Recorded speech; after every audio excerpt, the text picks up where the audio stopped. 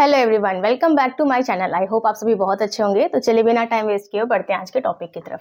आज हम लोग फर्दर कुछ और कैरेक्टरिस्टिक्स के बारे में देखने वाले हैं SN2 के। तो दो कैरेक्टरिस्टिक्स हमने प्रीवियस वीडियो में डिस्कस कर रखे थे। थर्ड हमारा कौन सा कैरेक्टरिस्टिक्स हो जाएगा कि इसमें जो न्यूक्लियोफाइल आकर आपका अटैक कर रहा है OH, ये कहाँ पर आकर अटैक कर रहा है। क्योंकि जैसे आप इस कार्बन के लिए देखेंगे तो इस कार्बन की चारों वैलेंसी तो ऑलरेडी कंप्लीटेड है, ठीक है, 3 इससे और 1 इससे, चारों तो कंप्लीटेड है। तो यहाँ पर ये OH को स्पेस ही कहाँ मिल रहा है, ये कहाँ पर आकर अटैक करेगा। तो ये जो आपका न्यूक्लियोफाइल है OH, ये क्या करता है कि जो आपका कार्बन है, इस कार्बन का जो एक एंटी बॉन्डिंग ऑर्बिटल है उसको अपना लोन पेयर ये डोनेट करता है, ये वहां पर आकर अटैक करता है।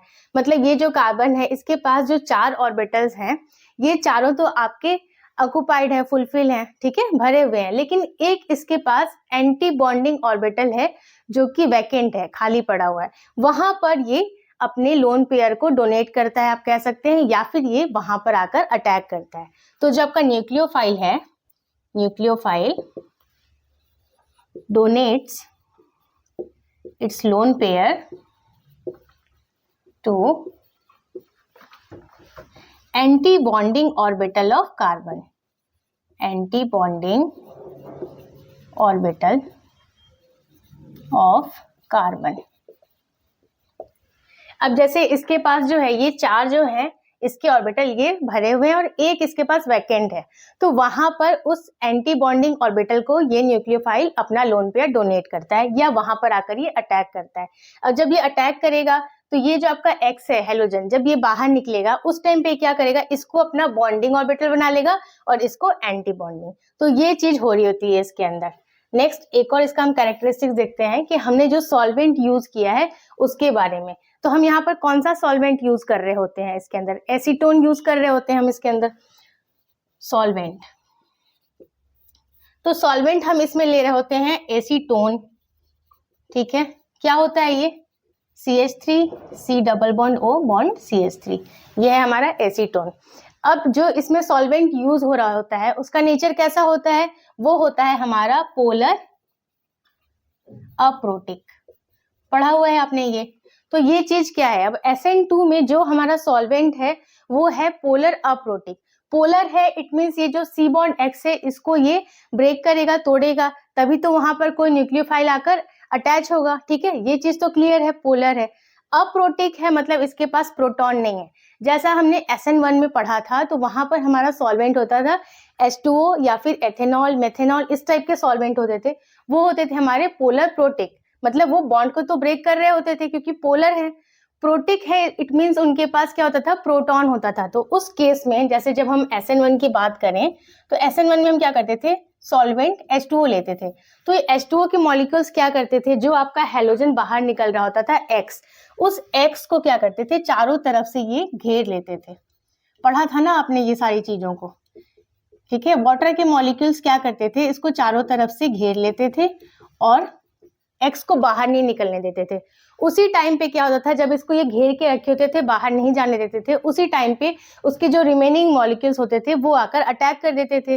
तो उस केस में क्या होता था कि रिटेंशन का भी प्रोडक्ट बनता था और इन्वर्जन का भी, क्योंकि जब इसको इन्होंने घेर के रखा है तो उस टाइम पे जो आपका वाटर के मॉलिक्यूल्स यानी जो OH आकर अटैक कर रहा होता था उसके पास क्या सिचुएशन होती थी कि यहाँ से इसको घेर के रखा है, तो अब वो इधर से भी आकर अटैक कर सकते हैं और इधर से भी, ठीक है, फ्रंट से भी एंड रियर से भी। तो वहां पे क्या होता था, रिटेंशन का भी प्रोडक्ट बनता था और इन्वर्जन का भी, वहां रेसिमाइजेशन प्रोसेस हो रहा होता था, दोनों प्रोडक्ट्स बन सकते थे वहां पे।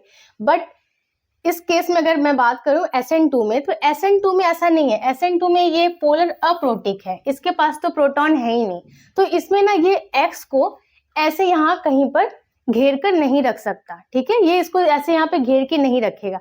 तो जब घेर के रखेगा ही नहीं तो जो X है वो हेलोजन आपका जल्दी बाहर भी नहीं निकलेगा, ठीक है। तो यहाँ पर इसने घेर के रखा नहीं और तो ये बाहर भी जल्दी नहीं निकल रहा।